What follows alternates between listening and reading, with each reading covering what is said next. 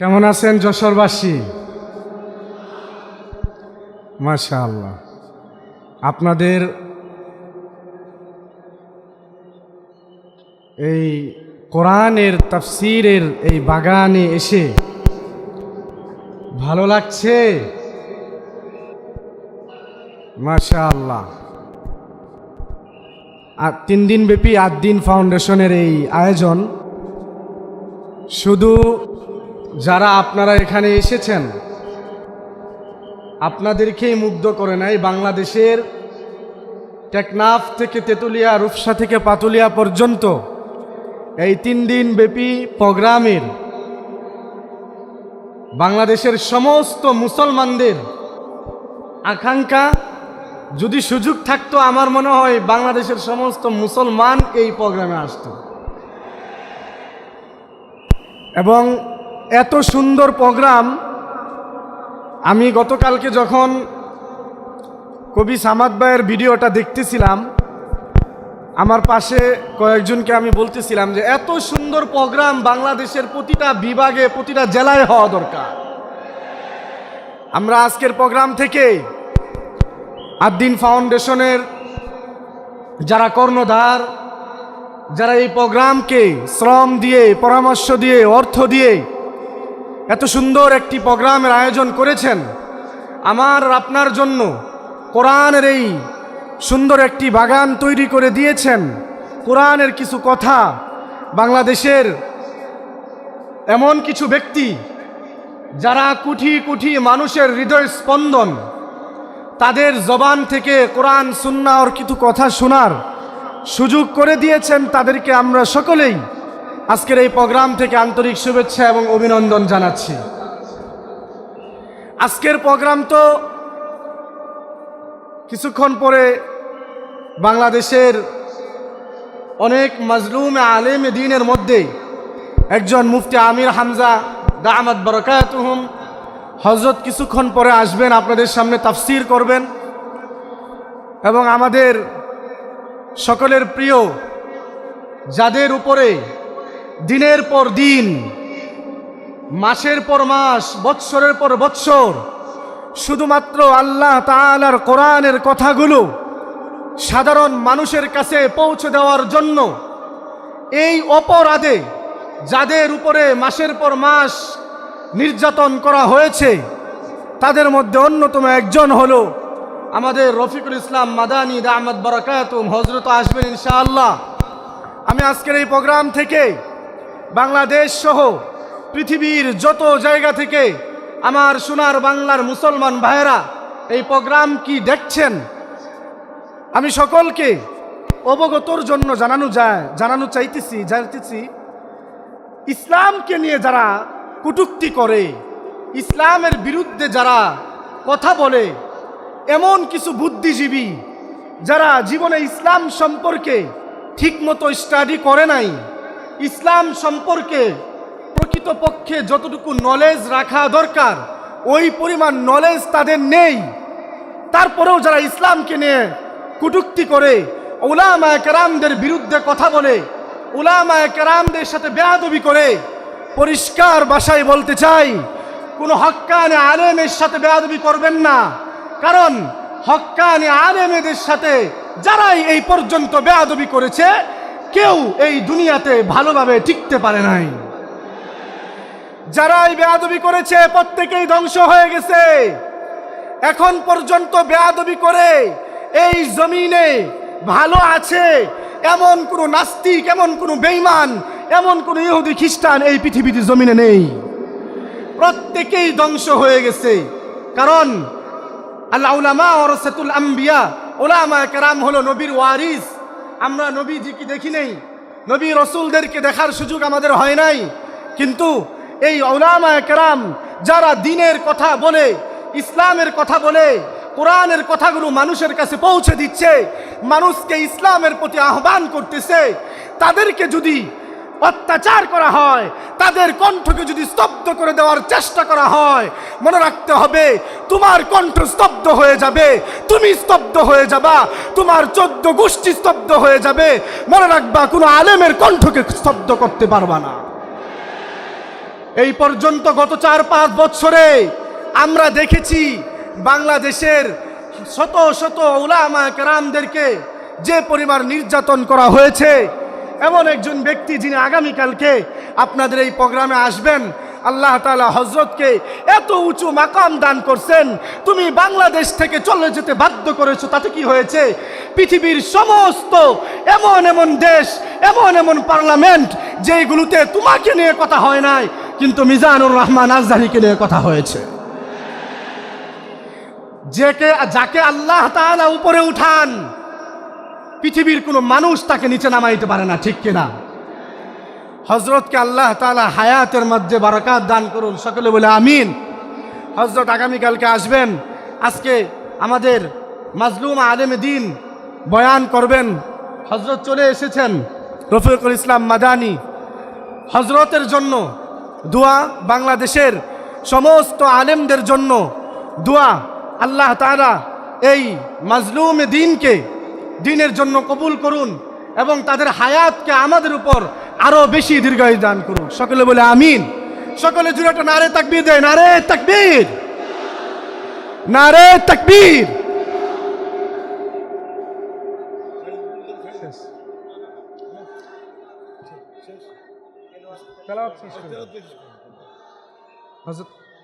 হযরত কো এখানে বসান।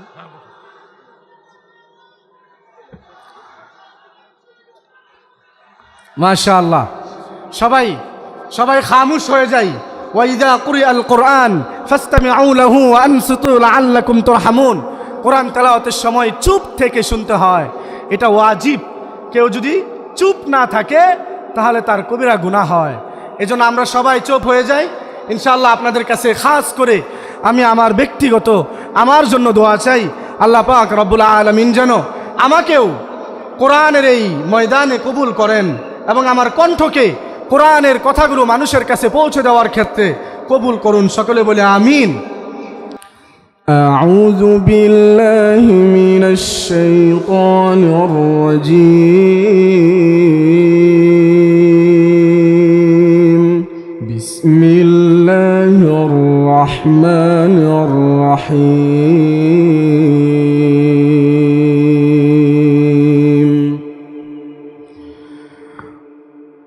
سبحان الذي أسرى بعبده ليلا من المسجد الحرام إلى المسجد الأقصى ليلا من المسجد الحرام إلى المسجد الأقصى الذي باركنا حوله لنريه من آياتنا إنه هو السميع البصير.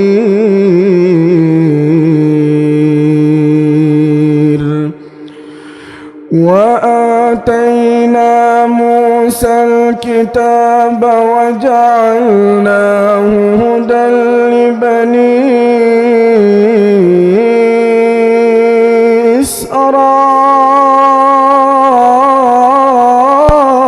إسرائيل ألا تتخذوا من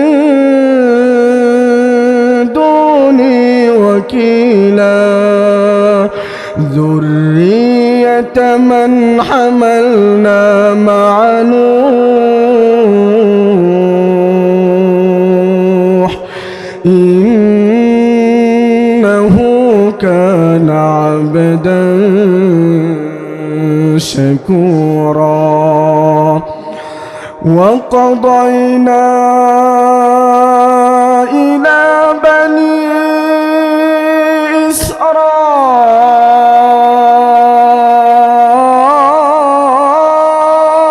إسرائيل في الكتاب لتفسدن في الأرض مرتين ولتعلن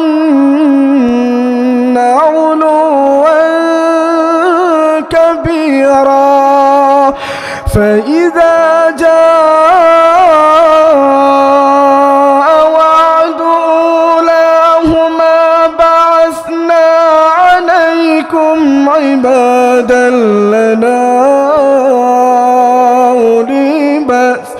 أولي بأس شديد فجاسوا خلال الديار وكان وعدا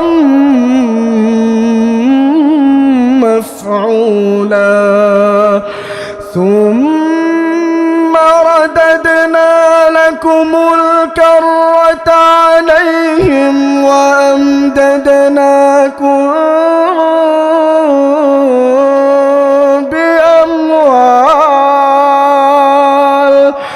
بأموال وبنين وجعلناكم أكثر نفيرا إن أحسنتم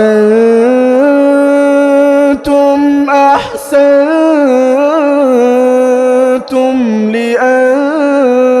لأنفسكم وإن أسأتم فلها فإذا جاء وعد الآخرة ليسوءوا وجوهكم وليدخلوا المسجد كما دخلوه أول مرة وليتبروا ما علوا تتبيرا عسى ربكم أن يرحمكم وإن عدتم عدنا وجعلنا جهنم للكافرين حصيرا إن هذا القرآن يهدي للتي هي أقوم ويبشر المؤمنين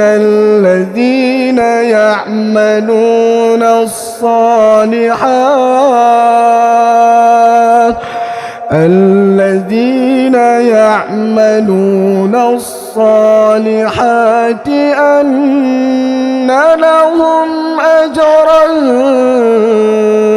كبيرا وأن الذين لا يؤمنون بالآخرة أعتدنا لهم عذابا أليما ويدعو الإنسان بالشر دعاءه بالخير وكان الإنسان عجولا وجعلنا الليل والنهار آيتين فمحونا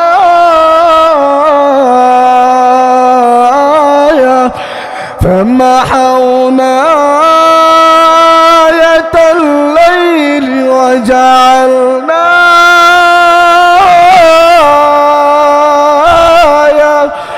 آية النهار مبصرة لتبتغوا فضلا من ربكم ولتعلموا عدد السنين والحساب وكل شيء فصلناه تفصيلا وكل إنسان ألزمناه طائره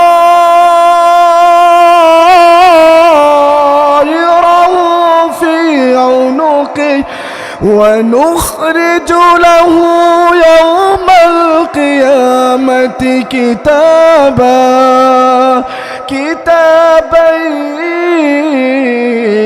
يلقاه منشورا اقرأ كتابك كفى بنفسك اليوم عليك حسيبا من اهتدى فإنما يهتدي لنفسه ومن ضل فإنما يضل عليها ولا تزر وازرة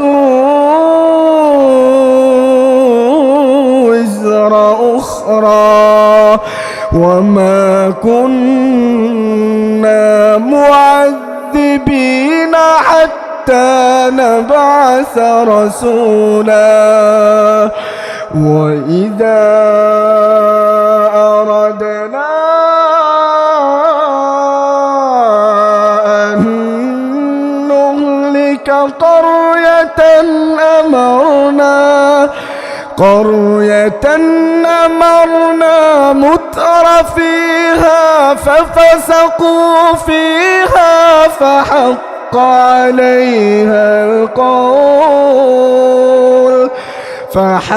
عليها القول فدمرناها تدميرا وكم أهلكنا من القرون من بعد نوح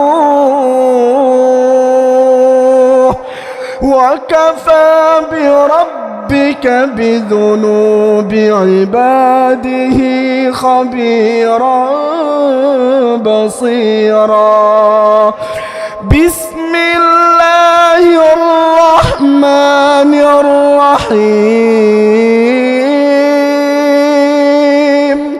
لا يستوي أصحاب النار وأصحاب الجنة أصحاب الجنة هم الفائزون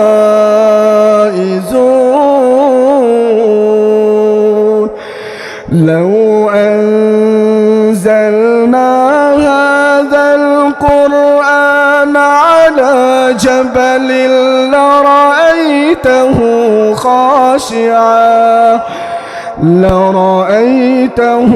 خاشعا متصدعا من خشية الله وتلك الأمثال نضربها للناس لعلهم يتفكرون هو الله الذي لا إله إلا هو عالم الغيب والشهادة هو الرحمن الرحيم هو الله الذي لا إله إلا هو الملك القدوس السلام المؤمن المهيمن العزيز الجبار المتكبر سبحان الله عما يشركون هو الله الخالق البارئ المصور له الأسماء الحسنى يسبح له ما في السماوات والأرض وهو الحكيم